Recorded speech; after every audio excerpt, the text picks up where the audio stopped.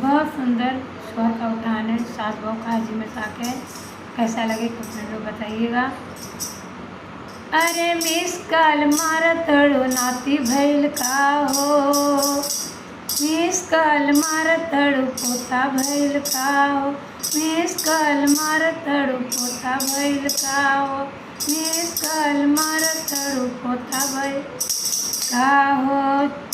फोनवे पर पेरी पहिना देबू का हो, फोनवे पर पेरी पहिना देबू का हो, मिस कॉल मारतड़ो पोता भइल का हो, मिस कॉल मारतड़ो नाती भइल का हो, मिस कॉल मारतड़ो नाती भइल का हो। फोनवे पर कंगना पहिना देबू का हो, फोनवे पर कंगना पहिना देबू का हो, मिस कॉल मारतड़ो पोता भइल का हो, मिस कॉल मारतड़ो नाती भइल का हो, मिस कॉल मारतड़ो पोता भइल का हो।